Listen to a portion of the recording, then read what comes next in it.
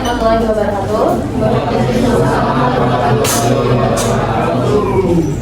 Selamat pagi semuanya. Kami dari kelompok 9, kami di sini akan mempresentasikan hasil kerja kami tentang penerapan hubungan industrial Pancasila. Tapi sebelum itu, mohon izinkan kami untuk memperkenalkan diri. Nama saya Jasmine Hoirunisa. Nama saya Mira Yanti. Saya Isma Maulia. Saya Salman Farzia. Saya Raditya Ramdhani Alfarel. Oke, kalau begitu kita mulai di materi awal. Hubungan industrial Pancasila adalah hubungan formal antara pihak manajemen, pengusaha atau pemerintah dengan kelompok pekerja dalam suatu organisasi berlandaskan pada nilai-nilai Pancasila dan juga Undang-Undang Dasar 1945. Nah, para hubungan antara pekerja, pengusaha dan pemerintah ini mereka harus bertindak sesuai dengan sila-sila Pancasila untuk melaksanakan hubungan kerja secara musyawarah untuk mencapai kesepakatan dan kepentingannya bersama. Dalam Undang-Undang Nomor 13 Tahun 2003 tentang Tenaga Kerjaan yang mengatur hak, kewajiban serta jaminan sosial bagi pekerja diimplementasikan melalui Perjanjian Kerja Bersama atau PKB yang menjadi sarana untuk meningkatkan produktivitas dan kesejahteraan serta mewujudkan asas kerjasama. Nah, apa sih asas kerjasama itu? Asas kerjasama dalam hubungan industrial ini adalah sebuah prinsip atau prinsip dasar yang menekankan bahwa pihak-pihak yang terlibat dalam hubungan industrial, tiga elemen tadi, para pekerja, pengusaha, dan pemerintah itu harus saling bekerjasama secara harmonis dan menciptakan tujuan yang diinginkan. Asas kerjasama ini terbagi dalam tiga bagian. Yang pertama ada partner in production, artinya ini partner dalam produksi. Para pengusaha dan pekerja bekerjasama saling membutuhkan dan saling menunjang untuk meningkatkan produksi, karena produksi itu kan memang tujuan dari adanya perusahaan tersebut. Nah, yang kedua ada partner in profit atau partner dalam keuntungan. Keuntungan yang dicapai ini meningkatkan keuntungan yang dicapai melalui kerjasama dalam peningkatan produksi tersebut dapat dinikmati dan dimanfaatkan bersama sesuai dengan ketentuan hak masing-masing. Jadi para elemen yang ada di perusahaan tersebut pastinya akan mendapatkan keuntungan dari produksi yang telah dilakukan bersama-sama tadi. Yang terakhir ada partner in responsibility atau partner dalam tanggung jawab. Ini tuh meliputi tanggung jawab kepada Tuhan seperti kita beribadah, lalu bangsa dan negara seperti misalnya perusahaan harus membayar pajak, dan masyarakat sekitar dan pekerja beserta keluarganya serta perusahaan tempat di mana pekerja tersebut bekerja. Lanjut di sini ada fungsi dan tujuan dari hubungan industrial Pancasila ini. Jadi melalui PKB, pengusaha dan pekerja itu nggak lagi ditempatkan sebagai pihak yang saling berhadapan dalam mempertahankan kepentingannya, tapi kedua belah pihak ini bekerja sebagai mitra yang bekerja sama untuk meningkatkan produktivitas dan keuntungan perusahaan. Jadi tidak ada timpang tindih antara pengusaha serta para pekerja. Mereka mempunyai mereka mempunyai tingkatan yang sama dalam mencapai keuntungan. Singkatnya, fungsi dan tujuan dari industrial Pancasila ini adalah mensukseskan pembangunan dalam rangka mengembangkan cita-cita bangsa Indonesia, lalu berperan dalam melaksanakan ketertiban berdasarkan kemerdekaan, terus menciptakan ketenangan, ketentraman, dan ketertiban kerja serta ketenangan usaha, dan terakhir ada meningkatkan kesejahteraan serta derajatnya sesuai dengan martabatnya sebagai manusia. Ada landasan hukum dari hubungan industrial Pancasila ini. Yang pertama tentunya Pancasila dan Undang-Undang tahun 1945. Secara operasional ini berlandaskan GBHN atau garis-garis besar haluan negara serta ketentuan pelaksanaannya ini diatur oleh pemerintah. Yang kedua ada kebijaksanaan pemerintah untuk menciptakan keamanan nasional dan stabilitas nasional. Ini tuh adalah kebijakan pemerintah yang diatur untuk si perusahaan dan pekerja tersebut. Lalu yang terakhir ada landasan hukum Undang-Undang Republik Indonesia Nomor 13 Tahun 2003 tentang Ketenagakerjaan. Selanjutnya kita masuk ke ciri-ciri hubungan industrial. Jadi ada beberapa ciri-ciri hubungan industrial.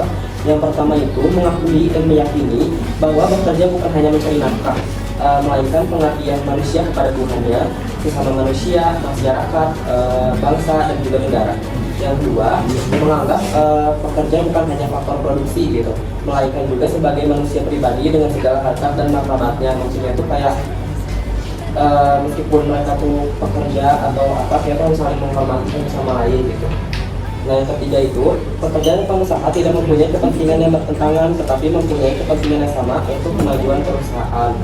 Yang keempat, setiap perbedaan pendapat antara pekerja dan pengusaha harus disesuaikan dengan jalan musyawarah untuk mencapai mufakat yang harus dilakukan secara kekeluargaan. Yang terakhir, yang kelima, adanya keseimbangan antara hak dan kewajiban untuk kedua belah pihak atas dasar rasa keadilan dan kepatuhan. Jadi mau kita sebagai pegawai maupun pengusaha itu harus saling menghormati dan saling adil gitu, tidak memandang kamu siapa gitu. Nah, selanjutnya ada sarana hubungan industrial. Di sini aku pengen jelasin dulu sarana hubungan industrial itu apa. Jadi sarana hubungan industrial itu kayak semacam wadah atau alat atau mekanisme gitu untuk menjaga hubungan antara para pekerja, pengusaha, dan pemerintah gitu, biar tetap harmonis, adil, sama buat menjaga kelancaran dan produktivitas kerja gitu. Dan berikut di sini ada sarana hubungan industrial. Ada beberapa sarana hubungan industrial. Yang pertama itu ada serikat pekerja atau serikat buruh. Yang kedua ada organisasi pengusaha.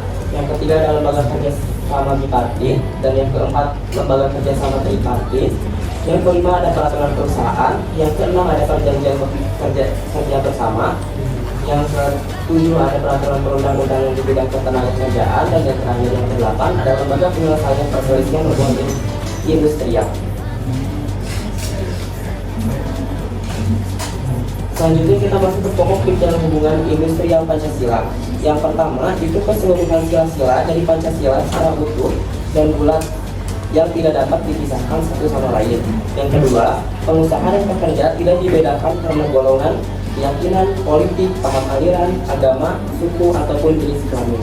Dan yang ketiga, menghilangkan perbedaan dan mengembangkan persamaan serta perselisihan yang timbul harus diselesaikan melalui musyawarah untuk mufakat.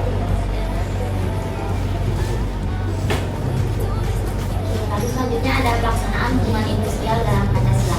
Nah, dalam hubungan industrial ini, pekerja ataupun buruh dan juga serikat pekerja berfungsi untuk melaksanakan pekerjaan sesuai dengan kewajibannya, juga menjaga ketertiban demi keberlangsungan produksi, menyalurkan aspirasi secara demokratis, meningkatkan keterampilan dan juga keahlian, serta ikut memajukan perusahaan dan juga memperjuangkan kesejahteraan anggota beserta keluarganya.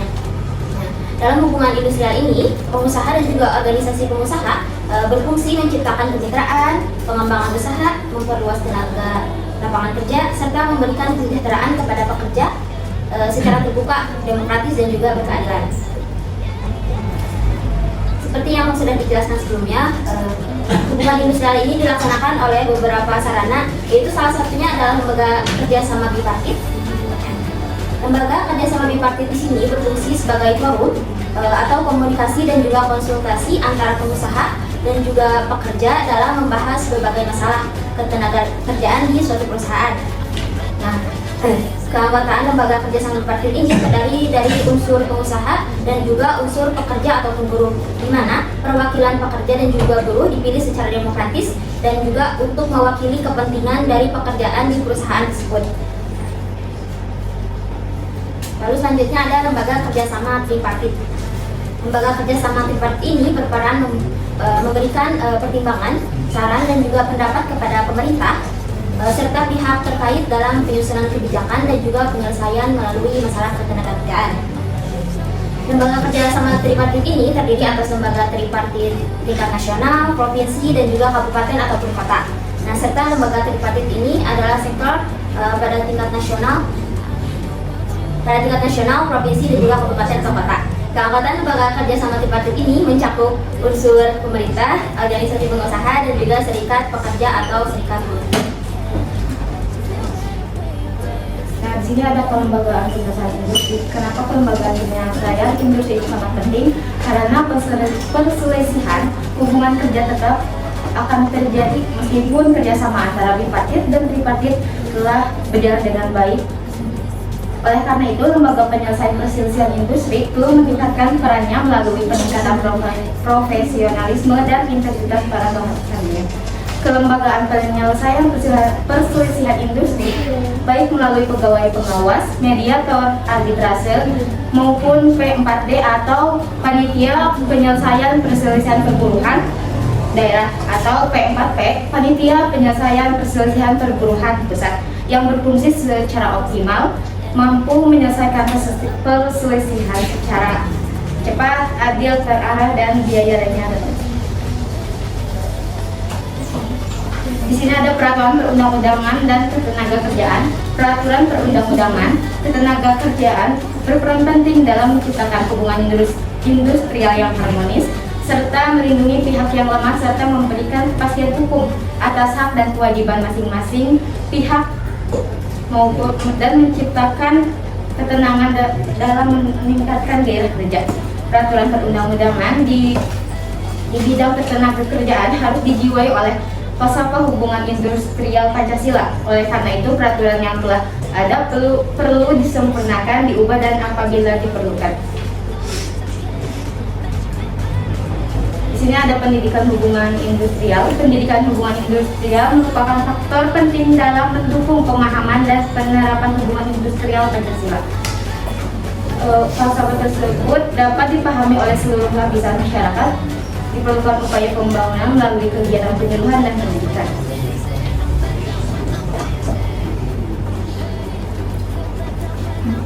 Baik, selanjutnya ada masalah khusus yang harus dipecahkan dalam hubungan industrial.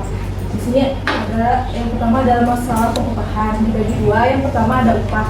Jadi upah itu menjadi persoalan sentral karena perusahaan cenderung menekan biaya, sedangkan pekerja itu menginginkan pendapatan yang terus meningkat untuk memenuhi kebutuhan hidup keluarga. Nah, perbedaan kepentingan ini tuh sering memicu perselisihan. Kemudian yang kedua ada kondisi ketenagakerjaan. Kondisi ketenagakerjaan yang tidak seimbang, di mana jumlah pencari kerja jauh lebih banyak dibandingkan kesempatan kerja. Nah, membuat posisi pekerja lemah di hadapan perusahaan. Akibatnya upah, terutama bagi pekerja lapisan bawah itu menjadi sangat rendah. Kemudian ada masalah pemogokan. Nah, sekalipun hak mogok telah diatur dalam peraturan, pemogokan itu akan merusak hubungan antara pekerja dan pengusaha.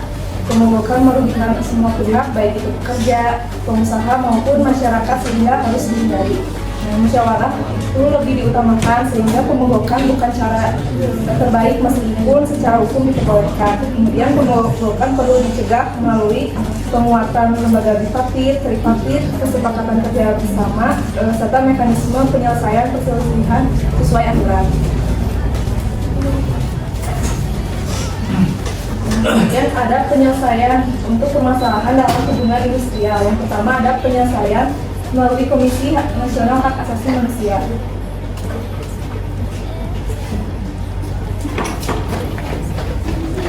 Nah, jadi Undang-Undang Hak Asasi Manusia Nomor 39 Tahun 1999 memberi peluang bagi buruh dan tenaga kerja dalam menyelesaikan sengketa buruh. Kemudian pada pasal 89 ayat 3 Subhad dikemukakan Komnas HAM dapat menyelesaikan dan memberi pendapat atas sengketa publik baik terhadap perkara buruh yang sudah disidangkan maupun yang belum disidangkan. Nah, dalam penjelasannya, sengketa publik ini tuh mencakup 3 bidang besar. Yang pertama ada pertahanan, ketenagakerjaan, dan lingkungan hidup. Kemudian ada penyelesaian permasalahan dalam hubungan industri di luar pengadilan dibagi menjadi 4. Yang pertama penyelesaian melalui bipartit.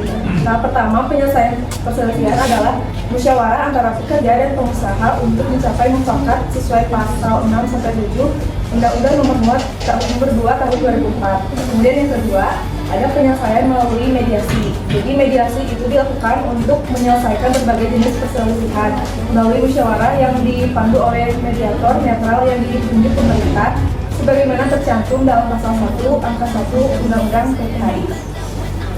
Kemudian yang ketiga ada penyelesaian melalui konsiliasi. Jadi konsiliasi itu merupakan penyelesaian sengketa oleh konsiliator yang diangkat materi ketenagakerjaan dengan kewenangan memanggil para pihak dan saksi serta menyelesaikan sengketa paling lama 7 hari sebagaimana diatur dalam pasal 19 Undang-Undang Nomor 2 Tahun 2004. Kemudian yang terakhir ada penyelesaian melalui arbitrase. Nah, arbitrase merupakan mekanisme penyelesaian sengketa di luar pengadilan melalui arbiter berdasarkan Undang-Undang Nomor 30 Tahun 1999 dan Undang-Undang Nomor 2 Tahun 2004 yang mencakup perselisihan kepentingan serta perselisihan antara serikat pekerja dan perusahaan sebagaimana diatur dalam pasal 51 ayat 1. Kemudian yang terakhir ada penyelesaian hubungan industri melalui pengadilan. Jadi dalam Undang-Undang PPHI, Majelis Hakim Pengadilan Hubungan Industri terdiri dari 3 orang, yaitu 1 hakim karir dan 2 hakim ADHOC atau non karir yang berasal dari organisasi pekerja dan pengusaha. Jadi hakim ADHOC dipilih karena memahami hukum dan permasalahan perburuhan yang bersifat khusus. Dalam pasal 56 Undang-Undang Nomor 2 Tahun 2004 mengatakan Pengadilan Hubungan Industrial bertugas dan berwenang memeriksa dan memutuskan yang pertama di tingkat pertama mengenai perselisihan hak, kemudian di tingkat pertama dan terakhir mengenai perselisihan kepentingan, di tingkat pertama mengenai perselisihan pemutusan hubungan kerja, dan di tingkat pertama dan terakhir mengenai perselisihan antara serikat pekerja atau serikat buruh dalam satu perusahaan.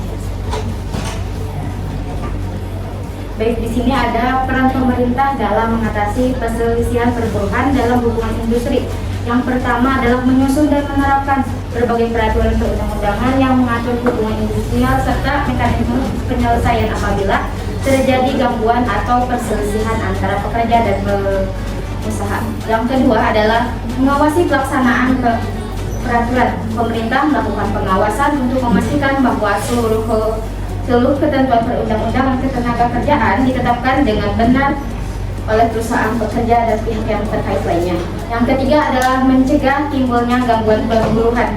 Pemerintah berupaya melakukan pencegahan agar konflik atau kerusuhan perburuhan tidak terjadi melalui kegiatan pembinaan, sosialisasi, serta pemantauan kondisi hubungan industrial secara berkelanjutan. Dan yang terakhir, yaitu menjadi mediator yang netral untuk membantu para pihak untuk mencapai penyelesaian dengan adil, termasuk dengan mempermudah proses mediasi maupun arbitrase. Baik, karena materi yang kita sampaikan sudah selesai, maka di sini teman-teman ada yang mau bertanya? Assalamualaikum warahmatullahi wabarakatuh. Perkenalkan, saya Muhammad Bintang Pamungkas. Saya dari kelompok 1. Cuman sedikit aja sih. Tadi mau nanya kan ada apa kita kerja sama profit ya? Bipartit ya. Terus kerja sama apa? Tanggung jawab gitu. Ya, sama satu lagi apa gitu. Nah, contoh-contoh si perusahaan atau badan-badan yang yang bekerja sama seperti itu apa aja gitu biasanya, kayak kerja sama profit biasanya perusahaan apa gitu. Contoh-contohnya aja gitu aja. Saya di sini mau menjawab pertanyaan dari Muhammad Bintang tadi. Pertanyaannya adalah perusahaan apa sih yang sudah menerapkan asas kerjasama begitu? Ya. Sebetulnya pasti semua perusahaan sudah menerapkan asas kerjasama tersebut. Contohnya kayak misal partner in production atau partner dalam produksi. Misalnya sebuah perusahaan ini dia perusahaan jasa untuk mengadakan festival. Artinya para yang punya usahanya itu perusahaannya, dia bikin festivalnya, dia bikin konsep, anggap aja dia pihak A. Pihak B adalah para pekerja atau karyawan yang menjadi panitia atau yang melaksanakan acara tersebut. Nah, pihak C ini pemerintah yang memberikan izin untuk acara tersebut dilaksanakan. Nah, lalu yang kedua untuk partner in profitnya dalam perusahaan contoh tadi adalah pastinya perusahaan itu akan membagi profit atau membagi hasil keuntungan dari event yang dihasilkan sesuai dengan hak dan seberapa besar pekerjaan para karyawan tersebut di event tadi. Nah, yang terakhir untuk partner in responsibility-nya, artinya tanggung jawab di dalam bidang perusahaan tersebut atau kerja tersebut akan ditanggung bersama-sama oleh orang-orang yang berada di perusahaan tersebut. Gitu. Nah, jadi secara singkatnya pasti seluruh perusahaan menerapkan asas kerjasama tersebut. Jadi kalau misalnya mau menyebutkan contoh salah satu perusahaan, sebenarnya untuk instansi seperti UNIM juga sudah menerapkan hal itu, atau minimarket lah, seperti minimarket juga pasti sudah menerapkan asas kerjasama itu. Sudah kami? Ya, perkenalkan nama saya Siva Apriliani. Menurut saya ini itu kan tentang penerapan hubungan industrial Pancasila. Nah, tadi juga sempat ada landasan hukumnya, yaitu Undang-Undang Nomor 13 Tahun 2003. Nah, dalam undang-undang tersebut bagaimana mengatur penerapan asas kekeluargaan dalam hubungan antara pekerja, pengusaha, dan pemerintah. Baik, di sini saya akan menjawab pertanyaan dari Siva. Jadi tadi pertanyaannya adalah dalam Undang-Undang Nomor 13 Tahun 2003 tentang Ketenagakerjaan, bagaimana cara mengatur asas kekeluargaan dalam hubungan antara pemerintah, pengusaha, dan pekerja. Oke. Jadi dalam Undang-Undang Nomor 13 Tahun 2003 tentang Ketenagakerjaan itu, asas kekeluargaan yang diatur itu dalam pasal 102 itu terdapat pembagian peran antara pemerintah, pengusaha, dan pekerjanya. Pemerintah di sini berperan sebagai pengatur atau pengawas dalam mengatur jalannya perusahaan tersebut. Lalu pengusaha ini menjadi pihak yang mengembangkan usaha dan memberikan kesejahteraan bagi para karyawannya, serta pekerja sebagai pelaksana dan menjaga kelangsungan produksi. Nah, asas kekeluargaan yang diatur dalam undang-undang ini adalah dalam pasal tersebut asas kekeluargaan ini menyelesaikan perselisihan secara musyawarah dan menekankan pada kemitraan atau keseimbangan hak kewajiban. Jadi tidak ada timpang tindih dalam hak kewajiban. Jadi antara pengusaha dan karyawan itu dia berada di tingkat yang sama atau derajat yang sama. Tidak ada yang berada di bawah atau berada di atas. Nah, jika ada perselisihan seperti yang sudah dijelaskan tadi, itu akan dilakukan secara musyawarah, baik itu nanti antara perusahaan dan pekerjaannya sendiri, ataupun nanti memakai pihak ketiga. Jadi secara intinya asas kekeluargaan yang dipakai adalah musyawarah, lalu perlindungan hak kewajiban yang seimbang. Terima kasih dan terima kasih. Kan yang menjadi landasan ketenagakerjaan seperti dalam materi kalian itu adalah UU nomor 13 tahun 2003. Nah, apakah UU nomor 2003 itu sudah melindungi hak pekerja atau justru lebih menguntungkan pengusaha? Jadi kalau secara di-compare gitu, apakah dari UU itu ada apa nih? Ada realisasinya ada perbedaan nggak gitu, atau dalam UU itu lebih memihak kemana gitu? Apa sudah adil gitu menurut kelompok kalian? Bagaimana? Sertakan alasannya gitu. Terima kasih. Jadi tentang resolusi konflik hubungan industrial ya. Nah, Ibu mau nanya ke kelompok ini, apa sih hubungan industrial itu? Itu pernah Ibu bahas juga ya. Apa itu hubungan industrial? Terus bagaimana penerapan hubungan industrial dengan Pancasila itu sudah diterapkan belum di Indonesia? Sudah belum? Ya, itu aja. Realisasinya ada enggak? Ya. Ibu menjawab pertanyaan tadi, Ibu. Yang lebih pertanyaannya, apa sih hubungan industrial dan bagaimana penerapan hubungan industrial dengan Pancasila itu sudah diterapkan apa belum di Indonesia? Jadi hubungan industrial sendiri itu adalah hubungan kerja antara pekerja dan juga pengusaha dan pemerintah dalam kegiatan produksi. Nah, sementara hubungan industrial Pancasila itu adalah hubungan kerja yang didasarkan pada nilai Pancasila seperti musyawarah, keadilan, dan juga gotong royong. Nah, di Indonesia ini seharusnya si hubungan industrial Pancasila ini sudah diterapkan karena emang udah ada tertera dalam Undang-Undang Nomor 13 Tahun 2003. Ya, oke, jadi untuk resolusi konflik hubungan industrialnya ini yang pertama yaitu dengan perundingan bipartit. Ya. Terus apa lagi? Kalau bipartit, kalau bipartitnya itu masih belum mencapai kesepakatan, diganti sama mediasi atau enggak konsiliasi, atau kalau enggak konsiliasi arbitrase. Selain bipartit ada satu lagi belum ada? Bipartit. Nah, ya. Jadi resolusi hubungan industrial itu apa? Hubungan industrial itu hubungan antara pekerja dan juga pengusaha dengan pengusaha. Pokoknya antara hubungan antara pegawai dengan yang pimpinan gitu ya. Dan itu aja. Ada lagi yang bertanya? Sampai laptop? Tanya? Enggak? udah dari 3 ini. Ya udah dari 9 lebih. Ya.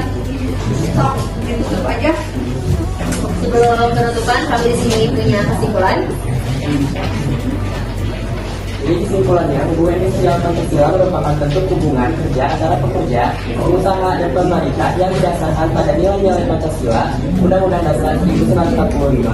Hubungan ini dijalankan melalui musyawarah untuk mencapai kesepakatan bersama demi kepentingan semua pihak. Pelaksanaan Undang-Undang Nomor 13 Tahun 2003 tentang Ketenagakerjaan diwujudkan melalui Perjanjian Kerja Bersama atau PKB yang berfungsi sebagai sarana kerjasama antara pengusaha dan para pekerja.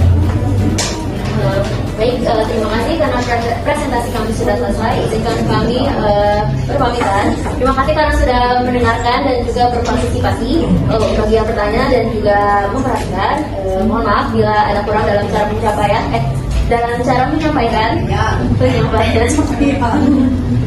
Terima kasih semuanya. Wassalamualaikum warahmatullahi wabarakatuh.